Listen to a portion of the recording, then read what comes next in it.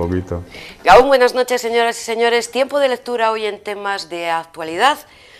Hoy hablamos del libro Donde los hombres llevaban sombrero. Una novela de intriga, de espías, ambientada en La Habana en el año 1953, en la época del presidente Fulgencio Batista, por lo tanto antes de la Revolución Cubana. Hablaremos del libro, pero también de su autor, que se encuentra hoy con nosotros, Iñaki Martínez. Gabón, buenas noches, bienvenido. Hola, gracias. Bienvenido, porque tengo que aprovechar casi entre Madrid, Bilbao y América, ¿no? Sí, así es, sí. ¿Qué tal se ha recibido esta segunda parte de esta saga, donde los hombres llevaban sombrero? Bien, la verdad es que estoy muy contento porque la novela lleva escasos 2 meses en las librerías y está funcionando bien, ha figurado en unas cuantas semanas en la lista de libros más vendidos aquí en Euskadi, y está funcionando muy bien, y yo estoy en plena promoción de un sitio a otro y estamos todos muy contentos, sí. Pero está funcionando bien por el autor, porque la gente que sabe que es la segunda parte de aquella primera, que era La ciudad de la mentira, ambientada en Tánger. Bueno, yo creo que por el autor no especialmente, sino porque la primera novela pues tuvo su eco, fue bien recibida por los lectores, y esta continuación pues siempre parte de una ventaja, ¿no? Que son los lectores ya de la... Tengo que decir que esta novela se puede, a pesar de que los personajes son los mismos que en la anterior, se puede leer de forma absolutamente autónoma, porque la trama se desarrolla en Cuba, en La Habana, en 1953, y los personajes desarrollan sus aventuras y las cosas que les pasan sin nada que ver, salvo su propia personalidad, claro está, con la anterior novela, ¿no? Ambientada en Tánger, hace 10 años, han transcurrido 10 años ficticios para recuperar a estos 3 personajes con unas muy especiales. Yo los defino como muy individualistas todos ellos, por lo menos los 3 principales. Yo creo que son personajes, sí, que tienen una aparente vida social importante, pero al mismo tiempo, como bien dices, revestidos de una profunda soledad, ¿verdad? En su interior, ¿no? Y son personajes que andan buscando un sentido a su vida y dan vueltas por el mundo. Son 2 personajes norteamericanos y un personaje de aquí, un personaje vasco, y que finalmente pues se reencuentran y viven una serie de episodios juntos. A veces en 2 de los personajes viven una historia de amor que ya vivieron en Tánger en la anterior novela, aunque quedó inconclusa, y ahora vuelven a intentarlo. Dejo que sean los lectores los que averigüen. Vamos a intentar hablar sin desentrañar. Exactamente, sí. Pero son personajes, a mí me gustan las novelas de personajes fuertes, construidos, con buena argamasa, y en este caso estos 3 personajes pues yo creo que de alguna manera lo he conseguido, sí. Ha sido la editorial también la que le ha pedido mantenga esos 3 personajes, es decir, al espía, a la guionista y al ex sacerdote vasco. Vamos a ver, la editorial... Editorial Destino. La editorial Destino me dijo, después de la anterior novela, me dijo, mira, esta novela ha funcionado muy bien. También como que fue finalista del Premio Planeta, ¿no? Premio Nadal. Del Premio Nadal, fue finalista del sí. Premio Nadal 2015. Me dijeron, ha funcionado muy bien. Las editoriales son muy respetuosas siempre con los autores, pero sí me indicaron de alguna manera pues que estarían felices de que los personajes tuvieran continuidad u otra experiencia en otra novela, ¿no? Pero no ha sido el consejo o la recomendación de la editorial, sino de los lectores.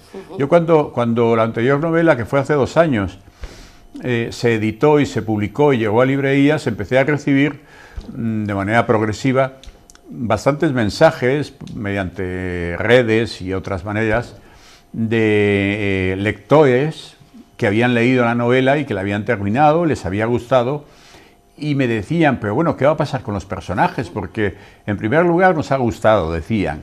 En segundo lugar, son muy jóvenes, porque es verdad, Joan Allison en Tánger, en la novela de Tánger, tenía 25 años, y Martín Ugarte también, más o menos, 25, y Stanley Mortimer tenía más, pero tenía 45, es decir, eran sumamente jóvenes, ¿no?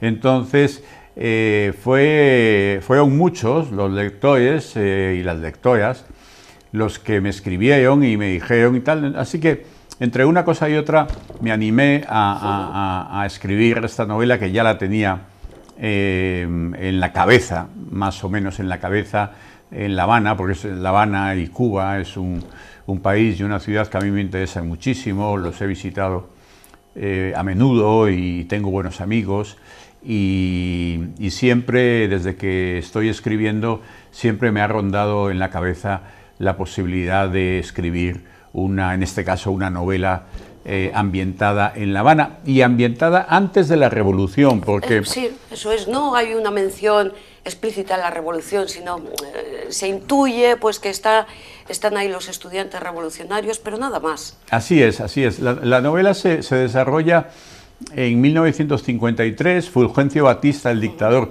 ya había dado el golpe de Estado en el 52, los estudiantes de la Universidad Nacional empezaban a revolver de cara a la gran batalla que se dio años después, y los gángsters norteamericanos ya se habían adueñado de la ciudad, ¿verdad? Habían celebrado la llamada Conferencia Nacional en La Habana, en la que habían acudido pues todos los jefes de las familias mafiosas, Luke Luciano, los hermanos Lansky, Costello, Albert Anastasia, en fin, todos ellos se habían repartido los territorios de Estados Unidos, habían puesto fin a sus disputas y ya se habían adueñado de la ciudad y de los grandes negocios de la ciudad, previo pago, claro está, a Batista de las comisiones que habían pactado, ¿no?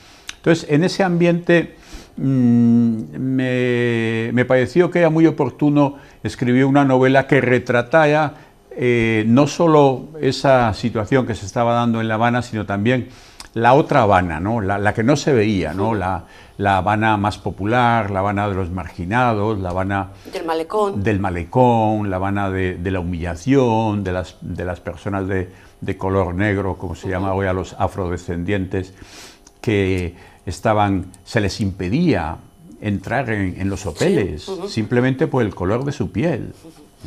Lo que pasa es que hay tanta novela escrita en la época de la Revolución que nos ha chocado en un primer momento, pero luego ya nos imaginamos hasta la película, un Casablanca en blanco y negro. Y El Padrino. Y El Padrino. Claro, que El Padrino tiene una parte de las tres películas del Padrino, precisamente se desarrolla en La Habana, en este tiempo de mi novela, y se desarrolla también en el Hotel Nacional, que es el lugar emblemático, digamos, de La Habana. Cuando Iñaki Martínez va a Cuba, a La Habana, ¿se aloja en el Hotel Nacional? No tengo esa suerte, mis medios económicos no me lo permiten, pero lo visito y me tomo cafés y quedo con amigos allí en el Hotel Nacional. Sí.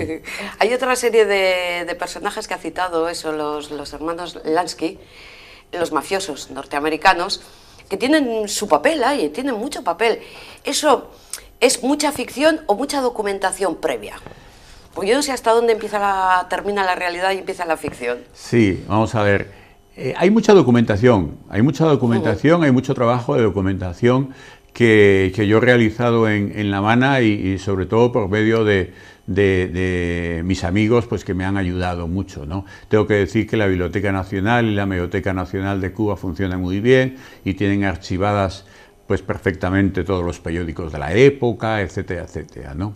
Pero también hay algo de ficción, claro está, ese es el privilegio de los novelistas que para eso escribimos novelas. Entonces, en esos personajes, en los hermanos Lansky, yo he leído todo lo que he podido sobre ellos y la parte en la que ellos en La Habana desarrollan una presencia fuerte y una presencia de dominio y de cercanía al presidente Batista, no es ficción, eso ocurrió en realidad, ¿sí?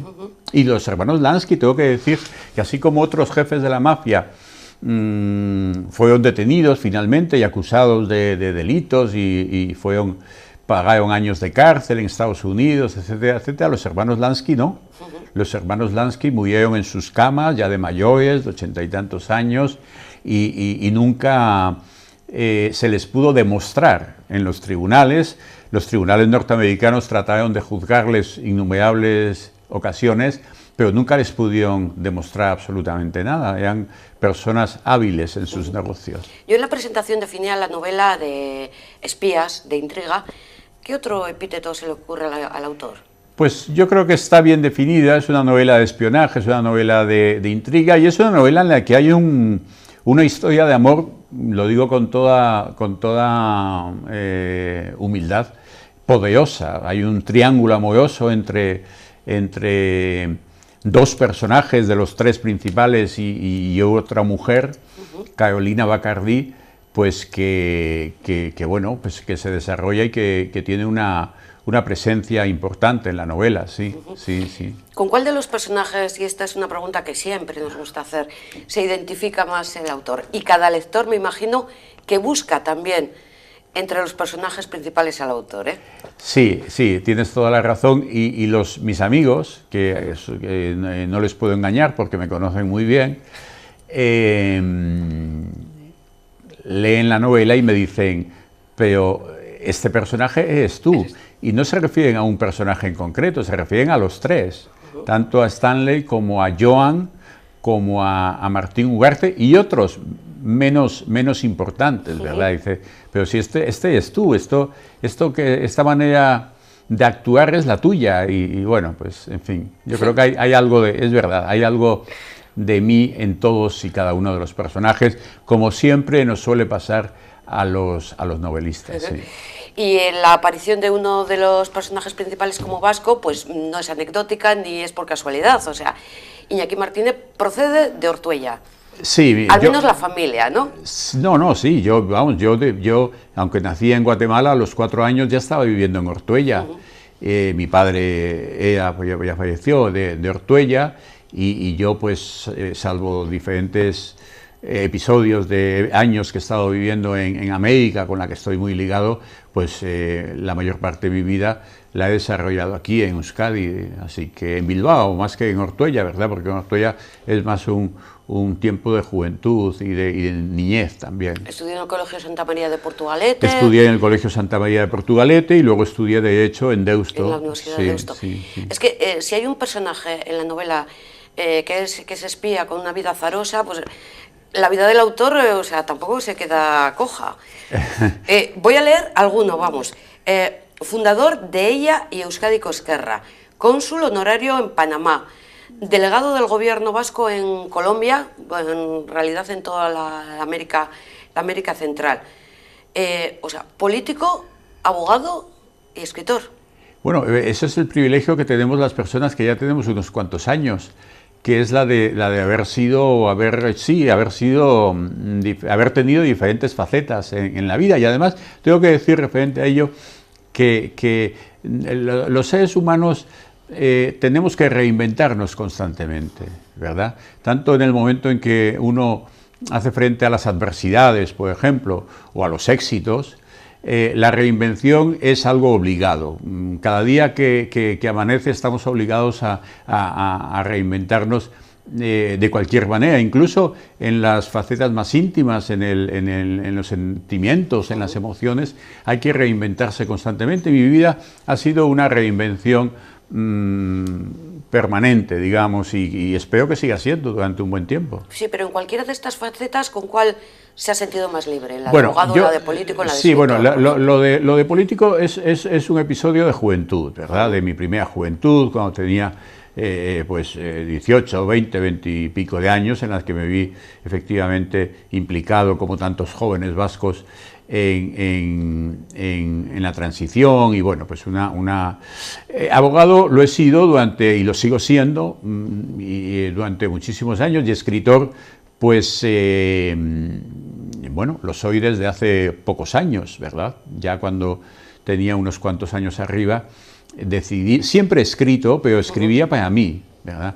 Pero ya pues con 50 y tantos decidí someter mis trabajos, mis novelas al escrutinio, digamos, de terceras personas, personas ajenas, y me dijeron, bueno, pues no está mal lo que haces, así que anímate, y bueno, no, estoy muy contento, he tenido mucha suerte, sí. Aunque sea modesto, el reconocimiento público gusta, ¿no? Y el Hombre, claro, reconocimiento claro en premios. está, sí, porque el trabajo de escribir es un trabajo muy duro y muy solitario. El trabajo de escribir es el que el autor se somete a un folio en blanco o a una pantalla del ordenador, eso da igual, y constantemente tiene que ir elaborando pues los personajes, tramas, resolviendo las mismas dudas a las que los personajes se enfrentan, en fin. Es un trabajo muy, muy, muy solitario, y claro, cuando llega el momento de terminar la novela y de entregarlo a la editorial, y en este caso, pues las editoriales, en mi caso la editorial Destino, la recibe de buen grado. A mí, yo tuve la suerte, vamos, fue galardonada, fue finalista del Premio Nadal en el 2015, pues es una gran satisfacción. Sí. Sí. Y es un ánimo también para seguir haciéndolo. Entonces, pero le iba a preguntar, ¿se escribe para uno mismo, para sentirse satisfecho y realizado, o para los lectores, ya teniendo en mente cuáles son esos lectores a los que la novela va dirigida? Mira, esperando que les guste. Yo creo que se escribe, en primer lugar, para uno mismo. Uno escribe la novela que le gustaría leer, y yo escribo un determinado tipo de novelas que son las que a mí me gustan leer, aunque luego pues también se leen otras, ¿no? Se escribe para uno mismo, pero también para los lectores. Y este es un oficio, el de narrador o el de escritor, de los pocos oficios que cuanto uno es más mayor, más se aprende, ¿no? Entonces, y mejor se hacen las cosas, y más experiencia adquiere uno, y finalmente, o sea, que el resultado es magnífico porque uno también se entretiene más. Yo me entretengo mucho escribiendo mis novelas, con lo que todo resulta muy bien. Pero aparte de los lectores, ¿qué tal se portan los críticos? Bueno, pues de todo hay, pero en general, pues la novela anterior y esta, pues están siendo muy bien recibidos por la crítica, y la verdad es que estoy escuchando elogios muy interesantes, seguramente exagerados a veces, ¿verdad? Pero, en fin, será porque tiene muchos amigos. Exactamente, sí, tengo muchos amigos, sí. Pero entonces es una crítica hasta cierto Un punto poco válida. mediatizada, ¿Sí? Tienes toda la razón, sí, tienes toda la razón, sí. Es una de las grandes suertes que he tenido y sigo teniendo en mi vida, la de contar con buenos amigos, y buenos de los de verdad, sí. Vamos a aprovechar este momento para mandar un saludo a José María y a Maite de Musquis. Bueno, ellos son dos de esa lista de grandísimos amigos, ¿sí? José María Antoñana y Maite Ando, sí. Bueno, pues hay que dar el saludo para ellos también. De todas formas, decía, es indistinto escribir en ordenador que en papel. ¿Y cómo lo hace Iñaki? Yo lo hago en ordenador, ya hace tiempo que lo hago en ordenador, pero no tengo ningún problema para hacerlo en papel. Es decir, que si un día estoy en una cafetería, por ejemplo, y en ese momento quiero escribir alguna escena o quiero escribir un par de páginas, lo hago incluso en cualquier papel y con cualquier bolígrafo. Es decir, no tengo demasiados ritos, que a veces hay escritores que tienen unos ritos muy predeterminados, levantarse a las 6:10 de la mañana y a las... Sí, y tal, en fin. No, yo no. Yo puedo escribir en cualquier momento y en cualquier circunstancia. Tengo esa suerte. ¿Pero marcándose unos tiempos? No. Hay días que puedo escribir, puedo trabajar 3 o 4 horas en la novela, y hay días que al cabo de 30 minutos las ideas no brotan, y entonces paro, de manera muy indistinta, sí. No. Un escritor también es un buen lector. Me imagino que su preferido también es la novela negra. La novela en general, la novela en general, la novela negra también, pero vamos, la novela en general, sí. Escribir no tiene gran misterio, pero alguno tiene, y uno de ellos es leer y haber leído. ¿verdad? No concibo un novelista, un autor que escriba sin haber leído. Y en mi caso, pues sí, a mí me gusta en general la novela. La novela anglosajona me gusta mucho y la novela latinoamericana me gusta mucho y la española también. La española contemporánea tenemos grandísimos autores. Sí. En el libro aparece Galíndez. ¿A lo mejor conoció a Galíndez de verdad? No. No le conocí, no, porque Galíndez... Jesús Galíndez. Sí, Jesús Galíndez, un personaje extraordinario de la resistencia vasca, de la guerra civil y de después de la guerra civil, que fue asesinado por órdenes del dictador Trujillo de Dominicana, ¿verdad? Era un hombre de Alavés, un hombre muy culto, un hombre que trabajó mucho por esta tierra. ¿Era espía? Bueno, vamos a ver. Yo he investigado todo lo que he podido sobre Galíndez y además, antes que yo lo han hecho otras personas. Vázquez Montalbán escribió una novela extraordinaria sobre Galíndez, en la que Galíndez era el personaje, ¿verdad? Y otras personas han escrito sobre Galíndez tanto en narrativa como en ensayos o en historia en sí mismo. Yo creo que sí lo era. Pero además ella, un agente de inteligencia, no exactamente espía, un agente de inteligencia que lo era por encargo del gobierno vasco, en el exilio. Estamos hablando de posteriormente la guerra civil, de los años 50, años 40 y tantos, 50.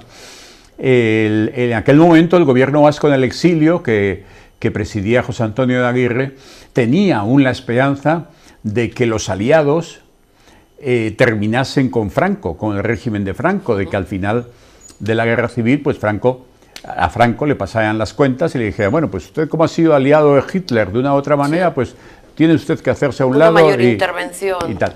Bueno, y el gobierno vasco contaba con esa posibilidad y contó durante muchos años, ¿verdad? Y es cierto, eso sí que es cierto, está comprobado que el gobierno vasco llegó a un pacto con los servicios de inteligencia de diferentes países, entre ellos Estados Unidos, de colaborar, ¿no? Y Galíndez fue uno de los eslabones de esa cadena de colaboración en nombre del gobierno vasco. O sea, no fue un espía a sueldo ni nada de esas cosas, sino que era una de las personas que colaboraba con los servicios de inteligencia norteamericanos en función de ese acuerdo global del gobierno vasco, sí, en el exilio, sí. Veíamos así una especie de guiño eso a Galíndez, un guiño también de nuevo a Casablanca, a la película o al libro, porque uno de los protagonistas de la novela fue co-guionista precisamente de esa novela. Pero, ¿porque le marcó mucho Casablanca o porque fue un elemento que introdujo en la primera novela y parecía interesante repetirlo? Bueno, a mí me marcó mucho Casablanca, la película. La he visto, no sé si 100 veces, pero si no son 100, pues serán 35 veces, ¿verdad? Y además hay un hecho en mi biografía pues, que me une a Casablanca, ¿no? Mi padre estuvo en la Brigada Vasca, en la Segunda Guerra Mundial estuvo en la Brigada Vasca, y el comandante de la Brigada Vasca era un hombre de Irún que se llamó Kepa Ordoqui. Yo le fui a visitar en el año 93, me parece, cuando mi padre ya había muerto y Kepa Ordoqui vivía en Hendaya, ¿no? Y le fui a visitar cuando me enteré de que el hombre estaba ya aquejado de un problema de salud y que estaba el hombre pues ya delicado, ¿no? Fui a visitarle con 2 amigos y tocamos la puerta de su apartamento. Bueno, el hombre nos recibió con mucho cariño, estaba ya enfermo, pero estaba en sus cabales, podía perfectamente hablar. El propósito de mi visita era precisamente hablarle de mi padre, para ver si le recordaba. Yo le llevaba las fotografías, le llevaba los documentos de cuando mi padre se licenció en la Brigada Vasca, firmadas por él, etcétera, etcétera. Y sí, le recordaba a Chita, sí, uno, me decía, uno grande, que era de Ortuella, que comía mucho, sí, que tenía siempre mucha hambre, decía, bueno. El caso era el más joven, ¿no? Sí, era de los más jóvenes, mi padre en ese momento tenía 17 años. Entonces, al terminar la visita, él nos dijo, bueno, yo le pregunté, ¿y usted, comandante, a qué dedica el tiempo? Y me dijo, bueno, yo recibo amigos, escribo cartas, contesto cartas y veo películas. y nos dijo, esta tarde voy a ver de nuevo Casablanca. Él señaló, dice, ¿no os llama la atención que en la película Casablanca haya un personaje de importancia que se apellida Ugarte? Ugarte, que es un apellido tan inequívocamente vasco y de una pronunciación tan difícil en inglés. Y que era el contrabandista en la película. Es, ¿no? El contrabandista, claro, es el personaje de Peter Lorre, lo interpreta. Sí, bueno, ¿verdad? contrabandista de el contrabandista de salvoconductos, eso. exactamente. Pero es un personaje importante dentro de los... Eso para quien no se haya fijado en Casablanca, la próxima vez que lo veas. Sí. Y él dijo, es extraño que hayan puesto el apellido Ugarte a un personaje, un apellido tan vasco y tan difícil en inglés, Ugarte. Sí. Y bueno, pues fue un elemento que a mí me llamó muchísimo la atención. Yo empecé a investigar, no encontré justificación, no encontré ningún historiador de las películas, y eso de Casablanca se ha escrito muchísimo, ¿no? Y ya pues yo en ese momento ya estaba tratando en mi cabeza, ya estaba construyendo la novela que luego fue la de La ciudad de la mentira, y había visitado Tánger en varias ocasiones, y a partir de ese momento empecé a visitarlo más, ¿no? Y ya apareció, pues como esas cosas que suelen pasarnos a los narradores, ¿no? Que de repente aparece un personaje y uno ya no se lo quita de encima. Sí. Y ese personaje sigue teniendo su desarrollo y tiene vida propia, y aunque uno pretenda decir, bueno, pues lo voy a encauzar por este sendero, el personaje se resiste y va por otro. En fin. Sin querer desentrañar mucho, como decíamos, del libro, ¿por qué ese desenlace? Gran sorpresa, el final. Yo creo que es un desenlace no esperado. Desde luego inesperado, pero además que está siendo, no voy a decir malinterpretado, sino que se está interpretando de una manera precipitada por los lectores. Prefiero quedarme ahí. Ya, porque tampoco podemos decir más. Sí. De todas formas, estos, no trilogía, pero bueno, estos dos libros que están relacionados, que no son los únicos. Me quiero remontar al primero, al de Arresti.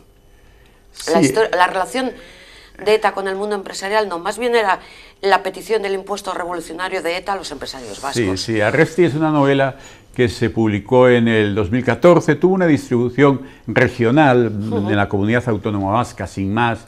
Es una novela, pues yo he sido abogado durante soy abogado, vamos, de hecho, durante muchos años, y a mi despacho han acudido un buen número de empresarios. Yo siempre he sido abogado no de grandes empresas, sino de familias, de profesionales, y también de empresas pequeñas, empresas de talleres de 10 personas, 15, 20, 30, es decir, pequeña y mediana empresa, ¿no?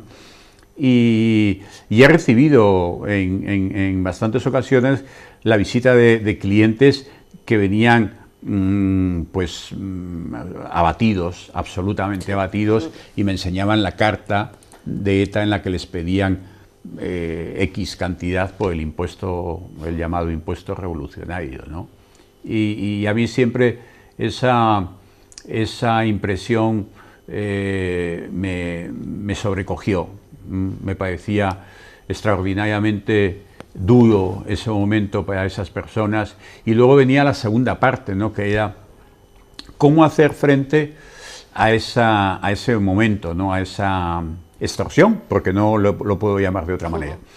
Y la mayoría de ellos pues se debatían entre, y a mí me pedían consejo, pero bueno, yo esas cosas es difícil darlo.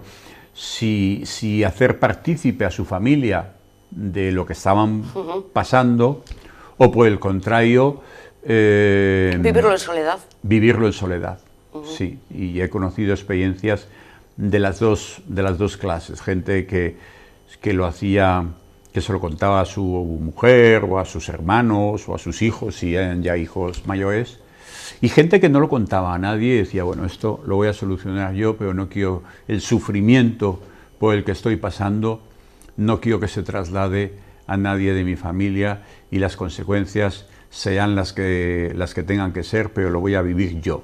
Y fueron episodios muy duros los que sufrió mucha gente. O sea que Arresti está basado en hechos reales. Sí. Sí. De tapadillo. Sí, novelados, hechos reales, novelados, pero hechos reales, sí. Entonces mi pregunta ahora es, ¿próxima novela? Sí, próxima novela... ¿Ambientada en Bilbao. Va a tocar Bilbao. Sí. O sea, sí. de Tánger, bueno, de un tema de ETA y empresarios, nos fuimos a Tánger, luego a La Habana y vamos a Bilbao. Y vuelvo a Bilbao, ¿A sí. Bilbao, pero en qué época? ¿En qué década? La época de los... Bueno, es una época de los 70, 80, quizás 90, en fin, una época ya más cercana. ¿Sin Guggenheim o con Guggenheim? No, sin Guggenheim. No es importante. No es importante, en este caso no es importante. ¿Pero va a ser también una novela de espías? ¿Va a ser...? Bueno, sí, va a seguir siendo una novela de intriga, de espionaje, en fin, sí, porque es el tipo de novelas que yo escribo, sí. Pero hay más, ¿no? En la cabeza ya hay más. Sí. Ya están los personajes. Ya están los personajes y... ¿Ya está la trama? Está la trama está construyéndose, sí. ¿Algo que nos pueda contar? Bueno, poco más, porque como te he dicho antes... Es que si no hay que esperar 2 años, más o sí, menos hemos calculado... Hay que esperar 2 años, pero sí. Son muchos. Habrá que esperar porque los personajes, como te he dicho antes, una cosa es lo que el autor sí. tiene planeado y otra cosa al final por dónde salen ellos o por dónde van. Entonces no me quiero atrever a hablar de los personajes demasiado porque luego me van a dejar caer, quedar mal. ¿Hay espías en Bilbao? ¿Ha habido espías en Bilbao? Yo no sé ahora, porque ya ahora Bueno, sí. son tiempos distintos. Sí. Pero los ha habido, claro. De eso trata un poco mi novela próxima, sí. De la numerosa, de la gran actividad de los servicios de espionaje en Bilbao, más que en Bilbao, en toda Euskadi, pero vamos, centrada en Bilbao en aquellos años, sí, porque tenía mucha importancia desde el punto de vista geoestratégico, Bilbao, el País Vasco, España. Nadie sabía muy bien lo que iba a ocurrir a la muerte de Franco, había muchas conjeturas y había muchos intereses contrapuestos y claro, los servicios de espionaje siempre están en los lugares donde hay incertidumbre, porque su misión es precisamente enterarse de lo que va a pasar, no de lo que ha pasado, porque ya lo que ha pasado lo publican los periódicos, sino enterarse de lo que está por venir. Esa es la función de un buen espía. Y los hubo. ¿Y los hubo ya espías norteamericanos o espías vascos? De todos los colores. Sí. Espías norteamericanos, espías de la Unión Soviética, que los había por entonces, espías de la República Popular China, espías de alemanes, en fin. Bilbao era un hervidero de espionaje. Y eso es algo que pues las circunstancias políticas que me tocaron vivir, yo lo viví de alguna manera y tengo ahora pues cierto, digamos, conocimiento de aquello y es por donde va mi próxima novela, sin nombres, claro, yo no voy a dar nombres reales de nadie. Buscaremos alguna similitud con algún nombre real. Bueno, ese es el privilegio que tenéis los lectores y sobre todo que tenéis los medios de comunicación, ¿verdad? Sí, a mí me ha sorprendido la frase, que ya sé que no es nueva, pero que aparece en el libro. La guerra comienza en los medios de comunicación. Es muy rotunda. Sí, pero es así. O sea, los medios de comunicación... Creo que es dar demasiada importancia a los medios de comunicación. No, los medios de comunicación yo creo que siempre han tenido un papel importantísimo en el desarrollo de las grandes políticas y lo siguen teniendo. Los medios de comunicación son los que mueven la opinión en un sentido u otro, ¿no? Y yo creo que sigue siendo así, sí. El perfil de los periodistas que salen en el libro deja bastante que desear. Sí. Pobres, vendidos... Sí, pero también hay otro tipo de periodistas, ¿verdad? Que esperemos que la próxima novela tenga un papel más... Cada uno es que lo mira un poco también desde su punto de vista y entonces al final te aparecen algunos elementos de esos. Sí. Pero volviendo un poquito al tema del espionaje, que no me quiero quedar sin preguntarlo, ¿cómo fue cónsul honorario en Panamá? No, de Panamá. De Panamá. En Euskadi. Sí, pero delegado de gobierno vasco en Colombia. estos trabajos también le habrán permitido conocer a gente determinada y determinante en estos mundos. Sí. He conocido personas de los servicios de inteligencia en unos y otros desempeños. O sea, agentes. Agentes, sí. Además, yo siempre desde el punto he tenido un grandísimo respeto por ellos, porque también por las mismas razones que hablábamos antes del escritor, realizan su trabajo en soledad. O sea, un agente de espionaje no puede ir pregonando por el bar de la esquina, hey, soy agente, puede decir, soy periodista, soy abogado, soy médico, pero no puede ir diciendo, soy agente de inteligencia de tal país, no puede hacerlo. Tiene que ser, su actividad tiene que ser absolutamente reservada, incluso en el ámbito familiar, no lo puede contar a su pareja, a su cónyuge en absoluto, no es algo que le está completamente prohibido, ¿no? y que su seguridad lo exige. Entonces, sí, he tenido se han dado circunstancias en varias ocasiones. Sí. O sea, Iñaki Martínez sabe más de lo que cuenta, calla y conoce. Pues, en fin, es posible. Bueno, me apunto para escribir una biografía sobre Iñaki Martínez, ¿eh? En cualquier caso, las relaciones amorosas, y con esto ya terminamos, que aparecen en el libro, han sido porque hay que meter algo, un poquito de amor, un poquito de sexo, o porque para enriquecer un poco la novela. Hombre, porque los personajes son siempre personajes de carne y hueso, ¿no? Y no se entiende el devenir de una persona o de un personaje en una novela sin una emoción íntima, sin un episodio de amor. El amor sea exitoso o un fracaso, eso ya es otra parte, ¿no? Es otra cosa, ¿no? Pero bueno, es parte un poco del sentido real del hombre y de la mujer, vamos. O sea, un poquito de esa misma estructura veremos también en Bilbao, sí, en el próximo libro, que no tiene título, ¿verdad? No, todavía no tiene título, no. Bueno, sabiendo que los títulos son muy interesantes, La ciudad de la mentira, donde los hombres llevaban sombrero, seguro que nos va a sorprender también con el título. Bueno, eso espero, sí. Muchísimas gracias por haber estado con nosotros. Nos alegramos mucho del éxito de esta novela, esperemos que continúe así. Gracias. Muchísimas gracias, Yolanda, a ti y a los espectadores. Que seguramente te reconocerán en cuanto te vean. Va a ir por tuya también, que va a recorrer también aquella zona. Gracias, a lo dicho. Gracias. Le damos también las gracias a todos ustedes. Recuerden, la próxima semana todavía continuamos en julio, todavía continuamos con temas de actualidad hasta la programación de agosto, que será diferente. Hasta la próxima semana, Gabón.